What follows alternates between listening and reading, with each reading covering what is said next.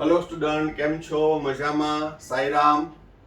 હવે 11મા ધોરણમાં chapter number 4 રાસાયણિક બંધન અને આણ્વીય રચનામાં લાસ્ટમાં આપણે લુઈસ બિંદુ નિરૂપણ એની ચર્ચા કરી હતી કે કોઈ પણ અણુ કે આયન હોય તો એનું લુઈસ બિંદુ નિરૂપણ કઈ રીતે દર્શાવવાની એની બંને રીત જોઈ હતી, એક ફંડામેન્ટલી અને એક શોર્ટકટ રીત.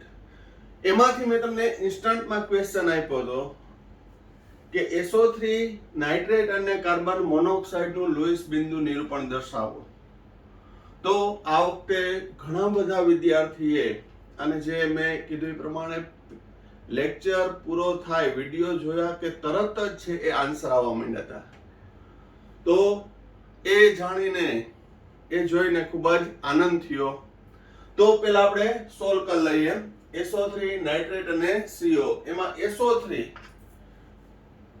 માં સલ્ફરની બાહ્યતમ કક્ષામાં 6 ઇલેક્ટ્રોન, ઓક્સિજનની બાહ્યતમ કક્ષામાં 6 ઇલેક્ટ્રોન, 6 તેરી 18 એટલે કે 24 ઇલેક્ટ્રોનને ગોઠવવાના છે. હવે 24 ઇલેક્ટ્રોનને ગોઠવવાના છે. મધ્યસ્થ પરમાણુ સલ્ફર, એની આજુબાજુ ઓક્સિજન એક બંધથી જોડી દો.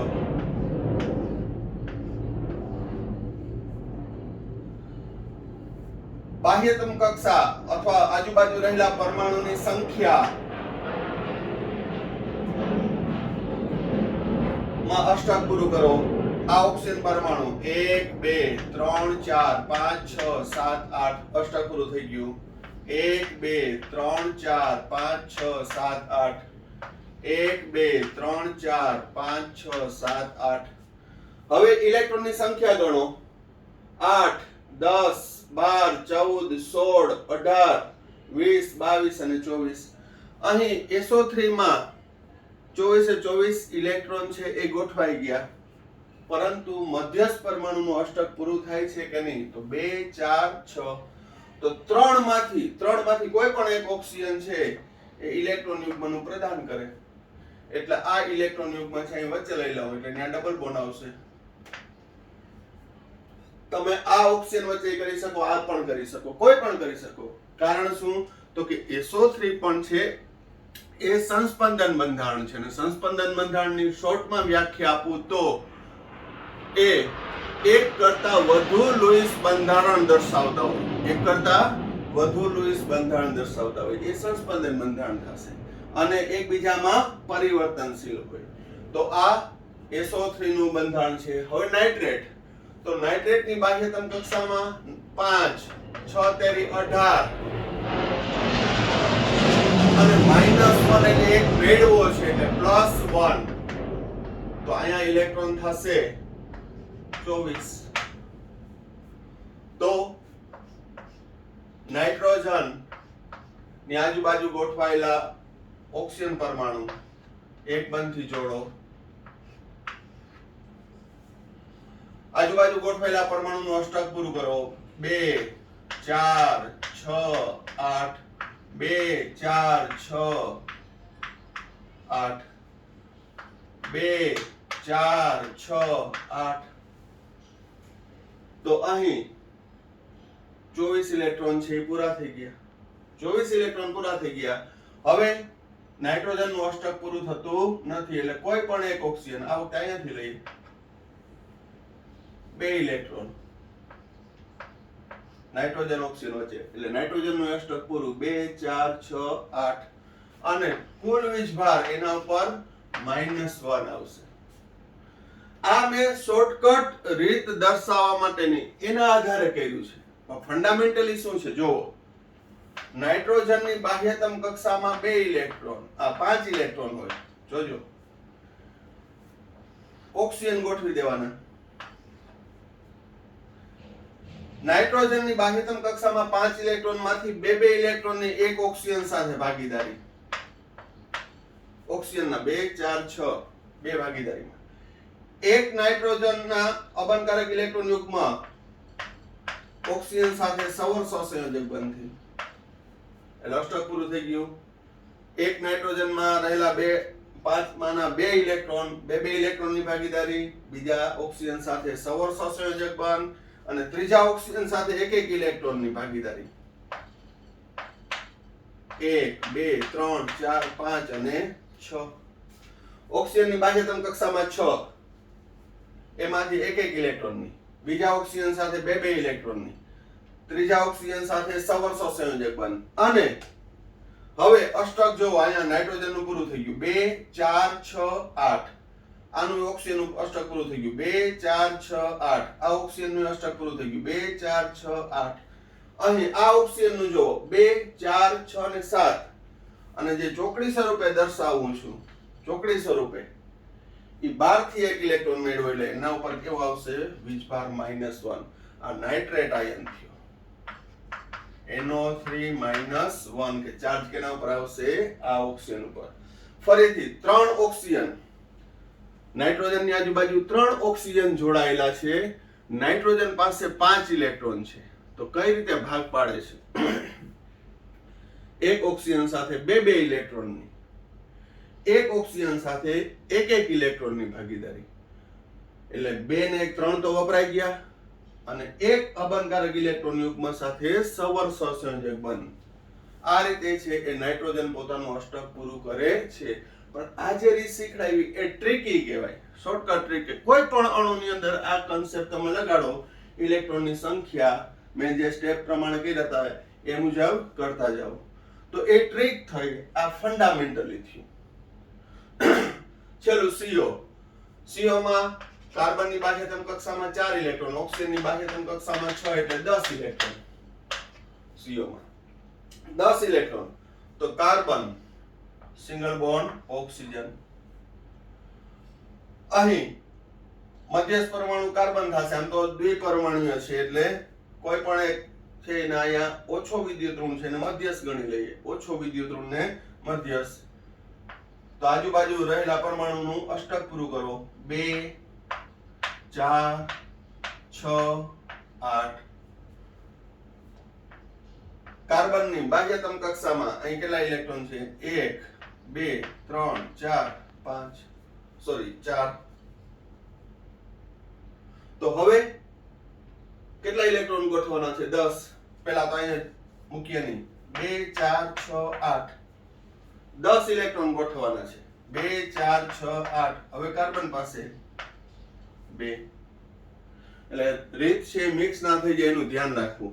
પહેલા શું 10 ઇલેક્ટ્રોન ઓક્સિજન નું અષ્ટક પૂરું કર્યું એટલે 8 ઇલેક્ટ્રોન થઈ ગયા. હવે 10 માંથી 8 તો વપરાઈ ગયા, હવે 2 રહ્યા. તો 2 કેની પાસે કાર્બન પાસે. તો કાર્બન નું અષ્ટક પૂરું થયું કે નહીં જોવો 2 અને 4 4 જ છે. પરિણામે અહીં 2 ઓક્સિજન પાસે રહેલા અબંધકારક ઇલેક્ટ્રોન યુગ્મ આવશે. એટલે અહીં કાર્બન ટ્રિપલ બોન્ડ ઓક્સિજન અબંધકારક બંને પાસે કેટલા રહ્યા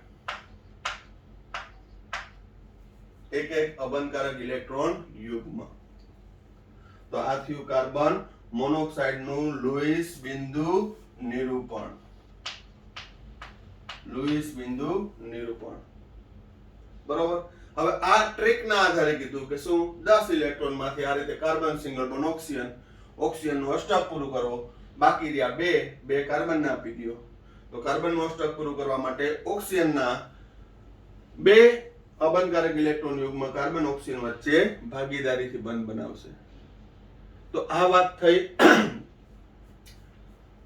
જે ટ્રીક શીખડાવી હતી એના આધારે. ફંડામેન્ટલી આપણે જોઈએ. ફંડામેન્ટલી જોજો ફંડામેન્ટલી શું થશે. કાર્બન ઓક્સિજન વચ્ચે કાર્બનની બાહ્યતમ કક્ષામાં 4 ઇલેક્ટ્રોન, ઓક્સિજનની બાહ્યતમ કક્ષામાં 6 ઇલેક્ટ્રોન. હવે ઓક્સિજનને અષ્ટક પૂરું કરવા માટે 2 ઇલેક્ટ્રોન જોઈએ. કાર્બનને અષ્ટક પૂરું કરવા માટે 4 ઇલેક્ટ્રોન જોઈએ. તો અહીં ઓછા હોય એની ભાગીદારી થાય. ઓક્સિજન કે મારે 2 ની જરૂર છે તો કાર્બન ઓક્સિજન વચ્ચે 2 ઇલેક્ટ્રોનની ભાગીદારી. તો ઓક્સિજન નું અષ્ટક પૂરું થઈ ગયું 2 4 6 અને 8 અષ્ટક પૂરું થઈ ગયું. તો કાર્બન કે મારે તો 6 અષ્ટક જ છે, 6 જ ઇલેક્ટ્રોન છે. પરિણામે ઓક્સિજન નું અબંધકારક ઇલેક્ટ્રોન યુગ્મ કાર્બન ઓક્સિજન વચ્ચે રહેશે. એટલે અહીં કાર્બન ટ્રિપલ બોન્ડ ઓક્સિજન બંને પાસે અબંધકારક ઇલેક્ટ્રોન યુગ્મ અને એક બંધ છે સવર્ષ સંયોજક બંધ બનશે. ત્રિબંધ છે એ ત્રણે ત્રણ છે એને સહસંયોજક બંધ કહેવાય, પણ સહસંયોજક બંધમાં એક છે કેવો થશે, સવર્ગ સહસંયોજક બંધ. સવર્ગ સહસંયોજક બંધ એટલે બંધમાંનું ઇલેક્ટ્રોન યુગ્મ કોઈ પણ એક પરમાણુએ પ્રદાન કર્યું અને ભાગીદારીથી રચાતો બંધ. અહીં પ્રદાન કરનાર ઉપર પ્લસ આવશે, મેળવનાર ઉપર માઇનસ આવશે. આને આપણે હવે નેક્સ્ટ ટોપિક ભણશું, ફોર્મલ ચાર્જ. એની અંદર આ તમને ઉપયોગી થશે. બરોબર, આપણે ફોર્મલ ચાર્જ એમને એમ ગણી નાખશું, પણ અહીં આપણે એને સૂત્રના આધારે જસ્ટ નેક્સ્ટ ક્વેશ્ચનમાં આવે છે અને એને રિલેટેડ જે મેં તમને પોઈન્ટ કીધો હતો કે H2SO4 ના બે બંધારણ છે એમાં કયું વધારે સ્થાયી છે અને શા માટે, એનો જવાબ પણ મળી રહેશે. પણ આ લુઈસ બિંદુ નિરૂપણ ઘણા બધા વિદ્યાર્થીએ ઓલમોસ્ટ જોઈએ તો દર વખતે જે દે એના કરતા ડબલ વિદ્યાર્થીએ છે એ જવાબ આપ્યા છે. જે intelligent of the day student કહેવાય એ વિશ્વા, તિથિ, કસબ, યાત્રી, દુર્વા, પરિધિ, વિધિ, ઈશા, ખુશી, નિરાલી, આશ્વી, ઉન્મિષા, બોયઝમાં દેવ, હરદીપસિંહ, પૂજન, જય, સેઝાન અને નક્ષત્ર. આ બધાએ છે એ ઓન ધ સ્પોટ જવાબ આપ્યા. એક બે હાર્ડલી વિદ્યાર્થીએ બીજે દિવસે સવારે આપ્યા હોય, પણ એ બધાને ખૂબ ખૂબ અભિનંદન, કોંગ્રેચ્યુલેશન. આવો નવો હજી બીજા વિદ્યાર્થી જે જવાબ નથી મોકલતા એ પ્રયત્ન કરે. ખુદ તમારો કોન્ફિડન્સ પણ છે ડેવલપ થશે, તમને પણ મજા આવશે અને મને પણ મજા આવશે. તમારી મજા એમાં મારી મજા છે. બાકીનાને જેનાથી સોલ્વ નથી થયું એ વ્યવસ્થિત જોઈ લેજો.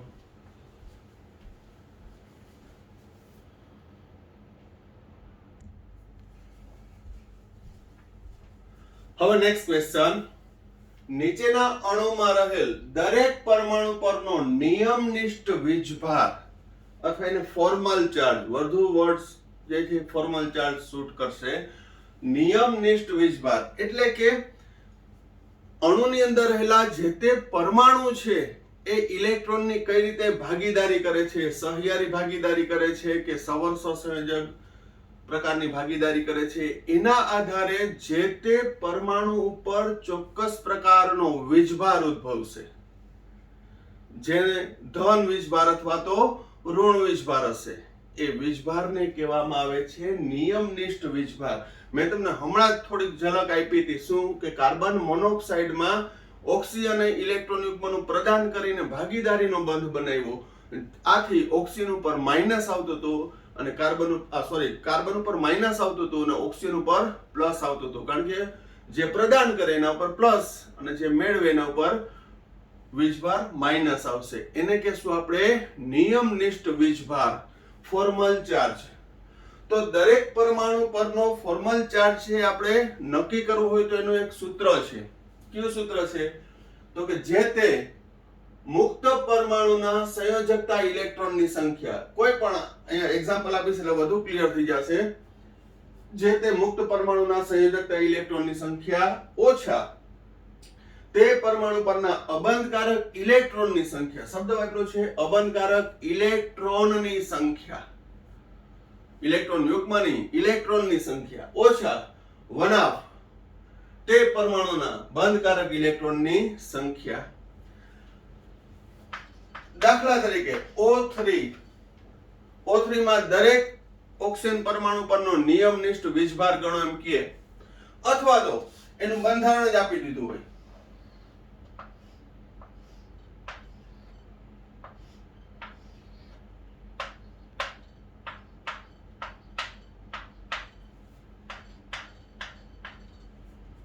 આ ઓઝોનમાં ઓક્સિજન નંબર 1, 2 અને 3 એનો નિયમનિષ્ઠ વીજભાર ગણો, એટલે દરેક ઓક્સિજન ઉપરનો વીજભાર કેવો છે.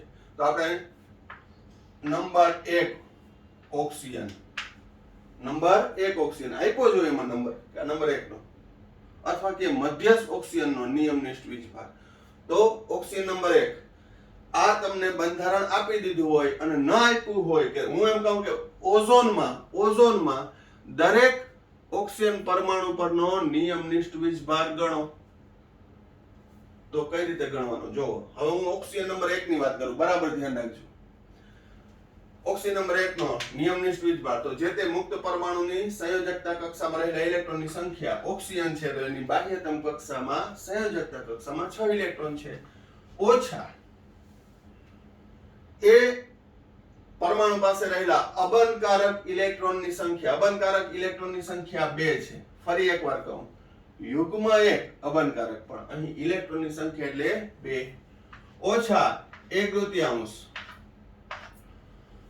તે પરમાણુની બંધકારક ઇલેક્ટ્રોનની સંખ્યા. તો બંધકારક ઇલેક્ટ્રોનની સંખ્યા કેટલી છે? આ ઓક્સિજન 1 2 3 4 5 6, 1 લીટર એટલે 2 ઇલેક્ટ્રોન, 2 લીટર એટલે 4 ઇલેક્ટ્રોન, 4 ને 2 6. તો અહીં એક ઓક્સિજન ઉપરનો વીજભાર, પહેલા નંબરના ઉપરનો વીજભાર સાદુરૂપ આપો 2 - 3 એટલે કે +1. તો અહીં આ ઓક્સિજન ઉપર આવશે +1 ચાર્જ. હવે ઓક્સિજન નંબર આને 2 કહો, આ 3, એમાં કઈ ફેર ના પડે. ઓક્સિજન નંબર 2 એનો ફોર્મલ ચાર્જ, ઓક્સિજન નંબર 2 ની વાત કરું છું. હવે ઓક્સિજન નંબર 2 માં આ સૂત્ર લગાડો.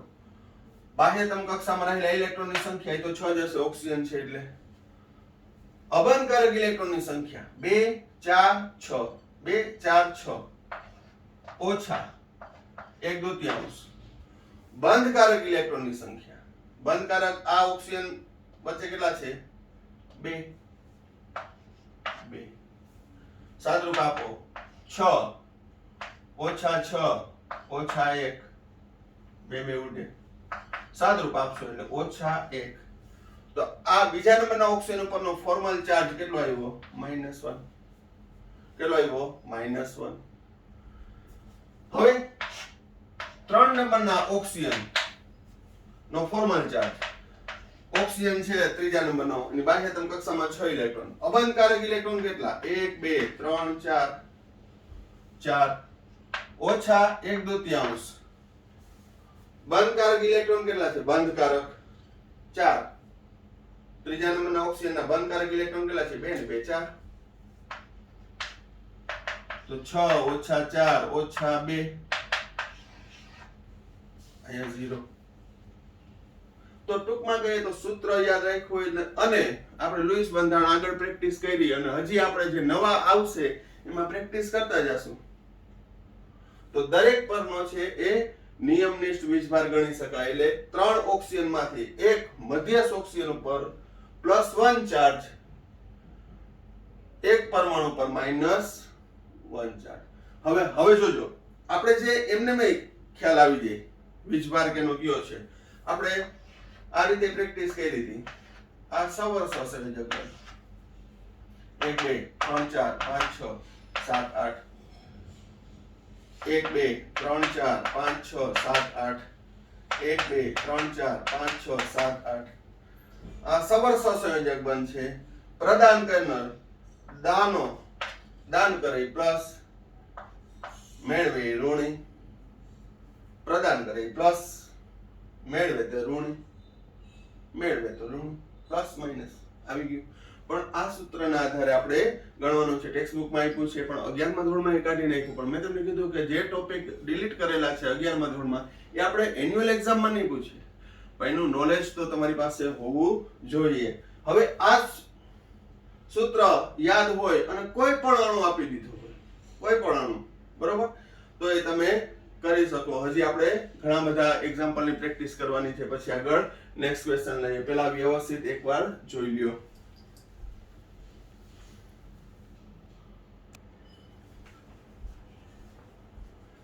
હવે નેક્સ્ટ H2SO4. H2SO4 માં આપણે જોઈએ તો H2SO4 ના મેં 2 બંધારણ કીધા હતા. એમાં વધારે ક્યુઝ થાય છે, ફરી પાછું યાદ અપાઈ દઈશ તમને. પણ અહીં સલ્ફર ની બાહ્યતમ કક્ષામાં 6 ઇલેક્ટ્રોન હોય.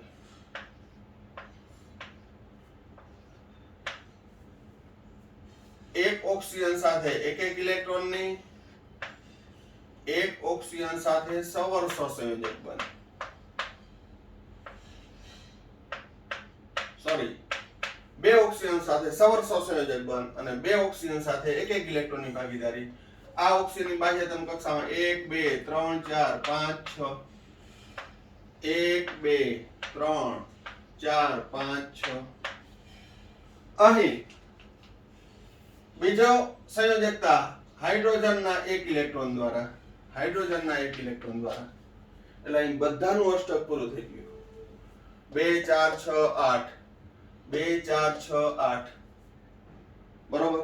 તો હવે આ બંધારણની અંદર વાત કરું તો સવર સહસંયોજક બંધ ઓક્સિજન, સવર સહસંયોજક બંધ ઓક્સિજન,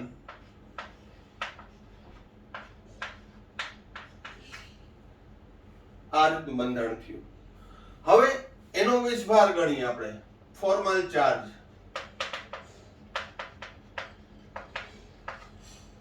એના પરનો ફોર્મલ ચાર્જ ગણીએ. 1 2 3 4 5 6 1 2 3 4 5 6 1 2 3 4 1 2 3 4 આ બંધારણમાં આપણે ફોર્મલ ચાર્જ ગણીએ છીએ. અહીં નંબર પણ આપી દઈએ. ઓક્સિજન નંબર 1 2 3 અને 4 ગમે તે આપી શકો તમે. પહેલા સલ્ફરનો ફોર્મલ ચાર્જ તો સલ્ફરની બાહ્યતમ કક્ષામાં 6 ઇલેક્ટ્રોન. આનો 6 ઓછા અબનકારક ઇલેક્ટ્રોન કેટલા છે તો કે 0.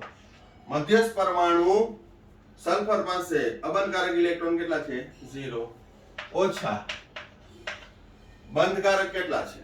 બંધકારક 2 4 6 8 કેટલા છે 8.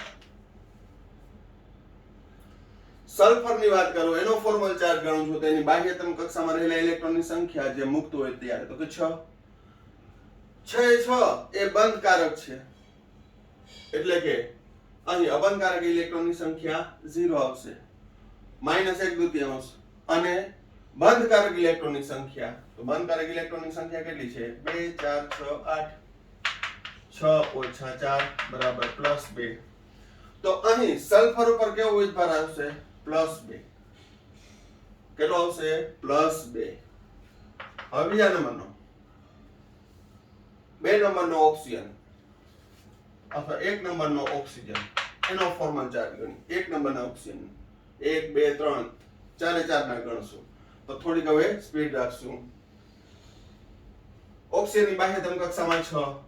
આ પહેલા નંબરના ઓક્સિજન પાસે અબનકારક 2 ને 2 4 ને 2 6 ઓછા બંધકારક કેટલા તો કે 2. 6 ઓછા 1 એટલે આ ઓક્સિજન ઉપરનો વીજભાર આવ્યો -1 આનો +2. બીજા નંબરના ઓક્સિજનનો ફોર્મલ ચાર્જ બાહ્યતમ કક્ષામાં 6 અબનકારક 2 ને 2 4 ઓછા 1/2 બંધકારક 2 4 6 8 સાદરૂપ આપશો 6 ઓછા 4 ઓછા 4 ઓછા 2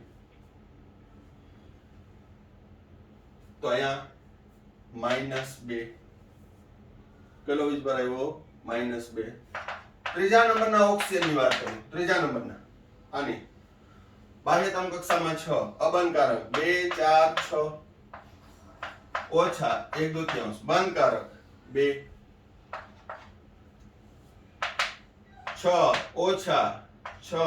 ઓછા 1 તો ત્રીજા નંબરના ઓક્સિજનનો ફોર્મલ ચાર્જ આવ્યો -1. 4 નંબરના ઓક્સિજનની વાત કરું તો બાહ્યતમ કક્ષામાં 6 અબનકારક 2 ને 2 4 ઓછા 1/2 બંધકારક 8 બંધકારક 2 4 6 8 એટલે 4 નંબરના ઓક્સિજનનો ફોર્મલ ચાર્જ સાદરૂપ આપશો એટલે -2. અહીં કેટલો આવશે -2. તો અહીં તમે જોશો હવે આપણે જોવાનું છે સવર સહસંયોજક બંધથી જોડાયેલા શું સવર્ગ સહસંયોજક બંધથી જોડાયેલા ઓક્સિજન ઉપરનો નિયમનિષ્ઠ વીજભાર કેટલો આવ્યો? -1 સવર્ગ સહસંયોજક બંધથી જોડાયેલા. બરાબર ધ્યાન રાખજો, કારણ કે આપણે એમાં જ જોવાનું છે. તો સવર્ગ સહસંયોજક બંધથી જોડાયેલા ઓક્સિજન ઉપર -1 અને સલ્ફરનો +2 વીજભાર આવ્યો. તો એ ફોર્મલ ચાર્જ ધરાવે છે. હવે કયો અણુ વધુ સ્થાયી હોઈ શકે? તો બરાબર સાંભળજો. તો કે જે અણુમાં પરમાણુ પરનો નિયમનિષ્ઠ વીજભાર 0 હોય, નિયમનિષ્ઠ વીજભાર અથવા ફોર્મલ ચાર્જ કેટલો હોય? 0 હોય, તે વધુ સ્થિરતા દર્શાવે છે.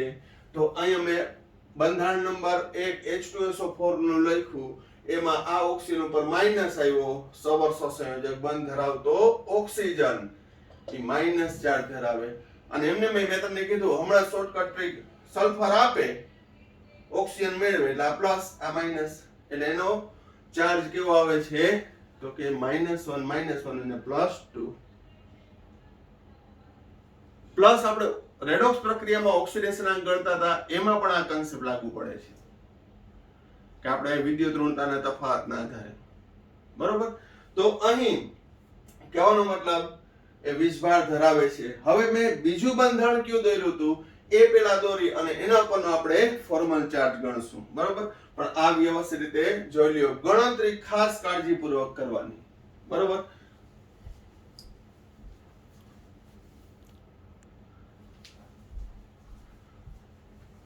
હવે H2SO4 નું આપણે બીજું લ્યુઇસ બંધારણ દર્શાવીએ, જેમાં સવર્ગ સહસંયોજક બંધ નહીં હોય.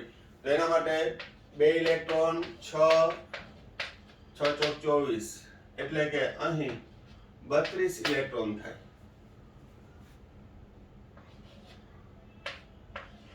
ચારે ઓક્સિજન ને છે એ સહસંયોજક એક બંધથી જોડી દેવાના. 32 ઇલેક્ટ્રોન ગોઠવવાના છે. 2 4 6 8, 2 4 6 8, 2 4 6 8, 2 4 6 8.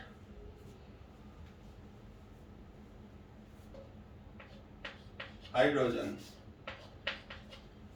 Single bond hydrogen 32 electron. તો 32 ઇલેક્ટ્રોન છે, આમાં તમે ગણશો એટલે ગોઠવાઈ ગયા છે. આનું અષ્ટક પણ પૂરું થઈ ગયું છે. અહીંયા 2 4 6 8 10 12 14 16 18 20 22 24 26 28 30 32. પરંતુ અહીં ઓક્સિજન નંબર 1 અને 2, આ બે ને હું હાઇલાઇટ કરું. એ બંધમાંનું ઇલેક્ટ્રોન યુગ્મ છે એ ઓક્સિજન અને સલ્ફર વચ્ચે આવી જાય. એટલે અહીંયા આવ્યું sulphur double bond oxygen, double bond oxygen, single bond OH, single bond OH. સંયોજકતા ઇલેક્ટ્રોનની સંખ્યા તમે ગણશો તો સલ્ફર પાસે હવે કેટલા થઈ ગયા? 4 ને 4 8 ને 2 10 12 થયા. અષ્ટકના નિયમનું અપવાદરૂપ થયું. અષ્ટકના નિયમનું અપવાદરૂપ થયું. કેટલા થયા? 12. અહીં બાકી અવનકારક 1 2 3 4, 1 2 3 4, 1 2 3 4, 1 2 3 4. ઓલું સવર્ગ સહસંયોજક બંધ ધરાવતા બંધારણ કરતા બંધારણ વધુ સ્થાયી છે. શા માટે? તો હવે અહીં આપણે આ બંધારણમાં છે એ સલ્ફર અને ઓક્સિજન નંબર 1 અને 2 ના ફોર્મલ ચાર્જ ગણશું. સલ્ફરનો ફોર્મલ ચાર્જ, સલ્ફરની મુક્ત અવસ્થામાં બાહ્યતમ કક્ષામાં રહેલા ઇલેક્ટ્રોનની સંખ્યા 6, ઓછા અબંધકારક એકેય નથી, ઓછા 1/2, બંધકારક 4 ને 2 6 ને 2 8 ને 2 10 ને 2 12. સલ્ફરના આ બંધારણમાં સલ્ફરનો ફોર્મલ ચાર્જ કેટલો આવ્યો? 6 - 6 0. ઓક્સિજન નંબર 1 નો ફોર્મલ ચાર્જ, ઓક્સિજન નંબર 1 એટલે આ કીધો મુક્ત અવસ્થામાં ઓક્સિજન હોય ત્યારે એની સંયોજકતા ઇલેક્ટ્રોનની સંખ્યા 6, અબંધકારક 2 ને 2 4 ઓછા 1/2 બંધકારક 4 6 ઓછા 4 ઓછા 2. એવી રીતે આ ઓક્સિજન નો ગણશો તોય 6 ઓછા 4 ઓછા 1/2 4 0. તો અહીં આ બંધારણમાં વીજભાર કેવો આવે છે 0 0. જ્યારે આગળના સૌર સહસંયોજક બંધ ધરાવતો એમાં અષ્ટકના નિયમનું પાલન થતું હતું, પણ ત્યાંનો ચાર્જ કેવો આવતો હતો -1 +2. બરોબર. તો એ બંધારણ કરતા આ બંધારણ છે વધુ સ્થાયી છે. કારણ શું? તો કે જે અણુમાં નિયમનિષ્ઠ વીજભાર છે એ શૂન્ય આવતો હોય એના પરમાણુનો, તો એ બંધારણ છે વધુ સ્થાયી છે. આ બંધારણ મેં દોર્યું ડબલ બોન્ડ ઓક્સિજન વાળું, એમાં બંને ઉપર અને સલ્ફર ઉપર 0 ફોર્મલ ચાર્જ આવે છે. બરોબર. આના પહેલાના બંધારણ કરતા આમાં 0 આવે. આગળના બંધારણમાં ફરી પાછું જોઈ લેજો, એમાં -1 +2 આવતું હતું. તો એના કરતા આ વધુ સ્થાયી છે. અને અહીં એની બાહ્યતમ કક્ષામાં 12 ઇલેક્ટ્રોન છે. એ કઈ રીતે? તો દરેક વસ્તુ થોડી થોડી નવી ઉમેરાતી જશે કે આ ડબલ બોન્ડ છે, એ સહસંયોજક બંધ છે, એકને સિગ્મા બંધ કહેશું, એક પાઈ બંધ કહેશું. બરોબર. એની અંદર એ પ્રકાર આવશે કે આ ઇલેક્ટ્રોન કઈ રીતે ગોઠવાણો, તો દરેકની વસ્તુનું ડિટેલિંગ આવશે. ખાલી હું પોઈન્ટ પૂરા કરી એક બે એક્ઝામ્પલ પૂરતું મર્યાદિત નહીં રાખું. અને આ જે આપણે ભણીએ છીએ, મેં તમને કીધું કે લુઈસ બિંદુ નિરૂપણ ભણ્યો તો નિયમનિષ્ઠ વીજભારમાં છે તમને ઉપયોગી થશે. હજી પણ આપણે એને પ્રેક્ટિસ કરશું. એક બે નિયમનિષ્ઠ વીજભારની ઘણા બધા આપણે જોશું. પણ કહેવાનો મતલબ અહીં કોઈ પણ હવે અણુનું ઉદાહરણ આપું તો તમને લુઈસ બિંદુ નિરૂપણ આવડે, અને લુઈસ બિંદુ નિરૂપણ આવડે એટલે કે તમે એનો નિયમનિષ્ઠ વીજભાર ગણી શકો. બરોબર. હજી આપણે બે ત્રણ એક્ઝામ્પલની પ્રેક્ટિસ કરીએ અને પછી તમને ઇન્સ્ટન્ટમાં આપીશ.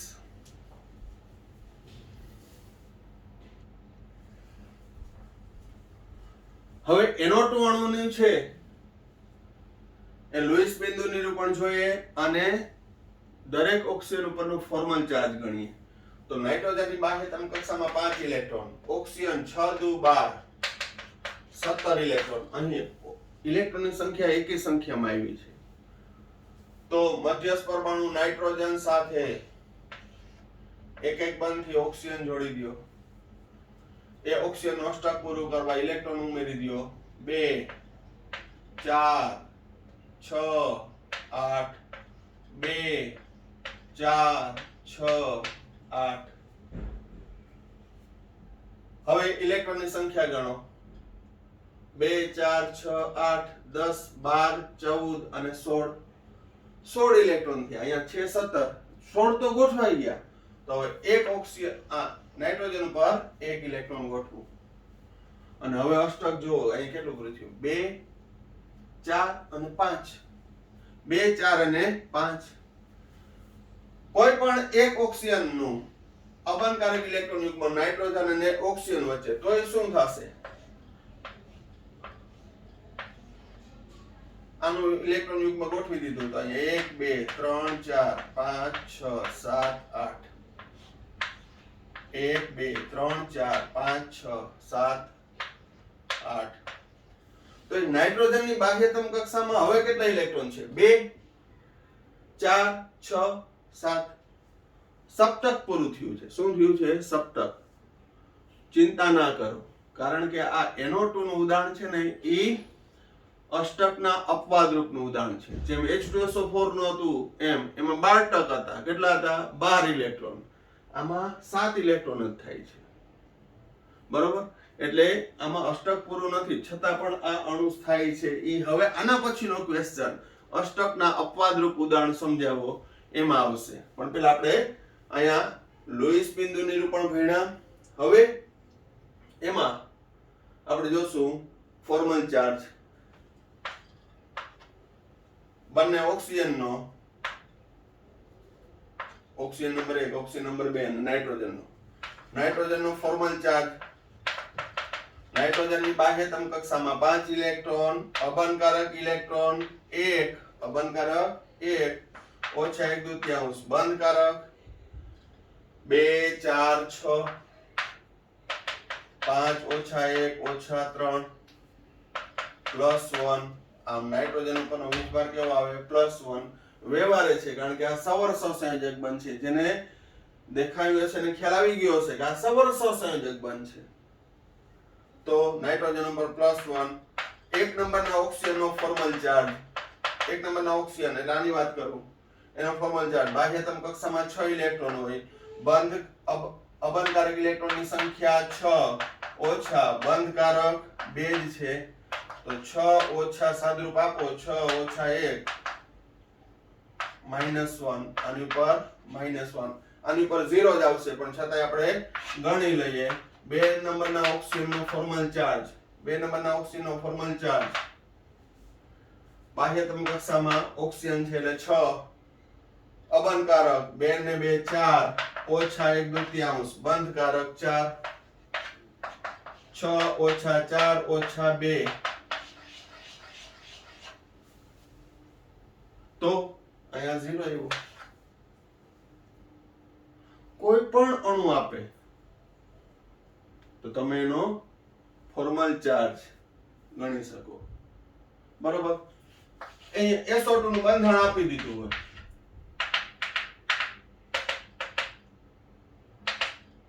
ઓક્સિજન 1 અને 2, ઓક્સિજન નંબર 1 અને ઓક્સિજન નંબર 2 ઉપરનો ફોર્મલ ચાર્જ અનુક્રમે -1 અને 0. ગણો હોય તો ગણી લેજો, એ તમને ખાલી હોમવર્કમાં આપું છું પ્રેક્ટિસ માટે. બરોબર? તો આ પ્રકારે છે એ ફોર્મલ ચાર્જ ગણી શકાય. હજી એક એક્ઝામ્પલ H2SO4 જેવું લઈ લઈએ.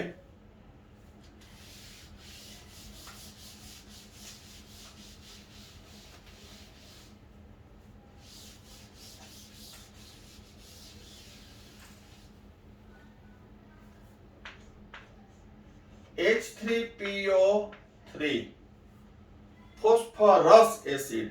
શું છે? Phosphorus acid. હવે ફોસ્ફરસ એસિડને લુઈસ બિંદુ નિરૂપણ પહેલા તો ગણીએ એટલે બધી પ્રેક્ટિસ થાય. હાઇડ્રોજનમાં 3, ફોસ્ફરસના 5, બાહ્યતમ કક્ષાના 6 તેરી 18, એટલે અહીં ઇલેક્ટ્રોનની સંખ્યા થશે 8 ને 18 26 ઇલેક્ટ્રોન. મધ્યસ્થ પરમાણુ ફોસ્ફરસ છે, ફોસ્ફરસની બાહ્યતમ કક્ષામાં 3 ઓક્સિજન, 3 હાઇડ્રોજન, સિંગલ બોન્ડ થી ઓક્સિજન, સિંગલ બોન્ડ થી ઓક્સિજન, સિંગલ બોન્ડ થી ઓક્સિજન. ફરજિયાત અહીં હાઇડ્રોજન આવશે, ફરજિયાત હાઇડ્રોજન આવશે જોડાઈને. 1 2 3 4 5 6 7 8, 1 2 3 4 5 6 7 8, 1 2 3 4 5 6 7 અને 8, 1 અને 2. હવે અહીં તમે જોશો, અહીં સોરી એકદમ બેઝ થી લઈએ.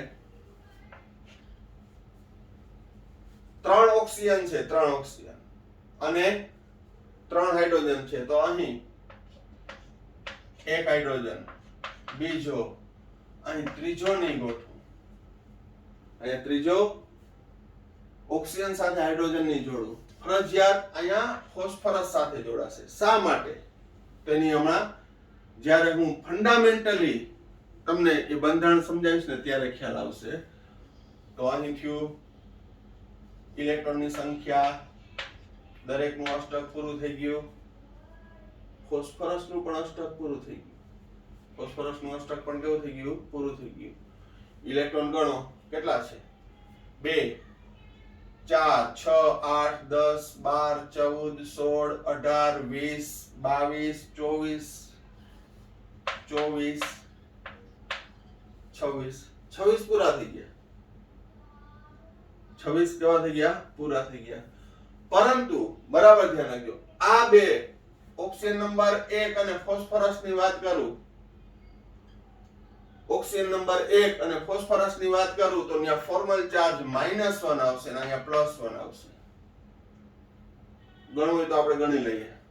ઓક્સિજન નંબર 1 નો ફોર્મલ ચાર્જ, આની વાત કરું, સંયોજકતા ઇલેક્ટ્રોનની સંખ્યા 6 ઓછા અબંધકારક 2 ને 2 4 ને 2 6 ઓછા 1/2 બંધકારક 2 6 ઓછા 6 ઓછા 1 -1. કારણ શું? તો કે અહીં સવર સહસંયોજક બંધ છે. બંધમાંના બંને ઇલેક્ટ્રોન કેના છે? ફોસ્ફરસના. ઈ હવે દેખાવા જોઈએ. આ ફોસ્ફરસ પરનો વીજભાર ફોર્મલ ચાર્જ. ફોસ્ફરસની બાહ્યતમ કક્ષામાં 5 ઇલેક્ટ્રોન હોય. 5. અબંધકારક એકેય નથી. 1/2. બંધકારક 2 ને 2 4 ને 2 6 ને 2 8. 5 ઓછા 4 એટલે +1. તો આની પર કેવો આવ્યો? +1. બરોબર. તો આ ટ્રીક ના આધારે આ રીતે ગોઠવવાનું કે 3 ઓક્સિજન ગોઠવી દેવાના. 2 ઓક્સિજન સાથે હાઇડ્રોજન જોડાશે. ત્રીજો હાઇડ્રોજન છે સીધો જ જોડાશે, નહીતર અષ્ટક કે પૂરું થતું નથી. ફંડામેન્ટલી જોઈ લઈએ. બહુ અહીં જો 1 2 3 ફોસ્ફરસ ની આજુબાજુ ઓક્સિજન ગોઠવી દઈએ તો અહીં એક ઓક્સિજન સાથે બે ઇલેક્ટ્રોનની. ફોસ્ફરસ એક ઓક્સિજન સાથે બે ઇલેક્ટ્રોનની. 5 માંથી એક ઓક્સિજન સાથે એક ઇલેક્ટ્રોનની, બીજા ઓક્સિજન સાથે એક ઇલેક્ટ્રોનની. તો અહીંયા ફોસ્ફરસના ઇલેક્ટ્રોન કેટલા રહ્યા? 1 2 3 4 અને 5. ઓક્સિજનના 1 2 3 4 5 6. 1 2 3 4 5 6. 1 2 3 4 5 6. તો ફરજિયાત અહીં હાઇડ્રોજન જોડાશે, કારણ કે અહીંયા હાઇડ્રોજન જોડાશે, અહીંયા હાઇડ્રોજન જોડાશે.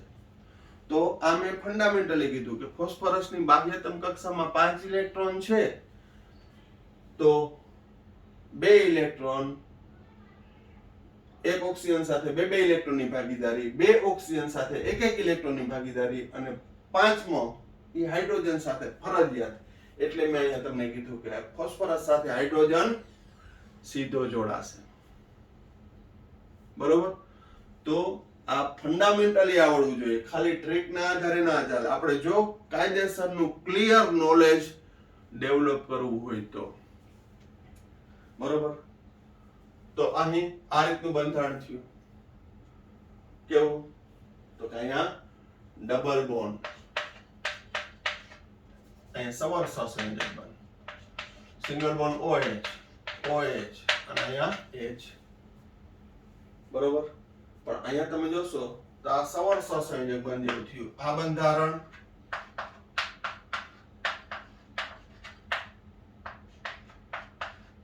આ 12મા ધોરણમાં પણ કામ આવશે. ફોસ્ફરસના ઓક્સો એસિડ. હવે અહીંયા તમે વીજભાર ગણો, ફોર્મલ ચાર્જ ફોસ્ફરસ અને ઓક્સિજન ઉપરનો ગણીએ. ફોસ્ફરસનો ફોર્મલ ચાર્જ બાહ્યતમ કક્ષામાં 5 ઇલેક્ટ્રોન, અબંધકારક 0, 1/2, બંધકારક કેટલા? 4 6 8 10. 5 ઓછા 5 એટલે 0. આ ઓક્સિજનનો ફોર્મલ ચાર્જ, ઓક્સિજનનો ફોર્મલ ચાર્જ બાહ્યતમ કક્ષામાં 6, અબંધકારક 1 2 3 4, ઓછા 1/2, બંધકારક 4. 6 ઓછા 4 ઓછા 2. તો એનો મતલબ કે અહીં બંધમાંનું ઇલેક્ટ્રોન યુગ્મ ઓક્સિજન ઉપર, ફોસ્ફરસ ઓક્સિજન વચ્ચે આવી જશે એટલે ડબલ બોન્ડ થશે. આ ડબલ બોન્ડ થી અને પરિણામે ત્યાં ફોસ્ફરસની બાહ્યતમ કક્ષામાં ભાગીદારીના 4 6 8 અને 10 આ પણ અપવાદરૂપ ઉદાહરણ થશે. અષ્ટક પૂરું નથી થતું, પણ શું થશે? દષ્ટક થાય છે, 10 ઇલેક્ટ્રોન થાય છે. તો ફોર્મલ ચાર્જ પણ આમાં પણ ગણી લેજો. ફોર્મલ ચાર્જ કેટલો આવશે? -1 +1. જ્યારે આ બંધારણ દર્શાવવું કે ઇલેક્ટ્રોન યુગ્મ છે એ ફોસ્ફરસ ઓક્સિજન વચ્ચે આવી જશે, એટલે ફોસ્ફરસ ઓક્સિજન વચ્ચે ડબલ બોન્ડ રચાશે. એમાં વીજભાર ગણશો તો 0 આવશે, ફોર્મલ ચાર્જ ગણશો તો 0 આવશે. માટે જ આ બંધારણ વધુ સ્થાયી છે. તો તમારા ટ્રિકના આધારે અને ફંડામેન્ટલના આધારે બંને રીતે પ્રેક્ટિસ કરવાની. અને ક્યુ વધુ સ્થાયી છે કારણ કે અહીં વીજભાર આવે -1 +1, અહીં વીજભાર બંને ઉપર કેવો આવશે? 0 0. બરોબર. તો આ રીતે છે એ ફોર્મલ ચાર્જ છે ફાઇન્ડ આઉટ કરવાનો. હવે હું તમને ઇન્સ્ટન્ટમાં આજે એક જ એક્ઝામ્પલ આપીશ જે ઇન્ટેલિજન્સ ઓફ ધ ડે માં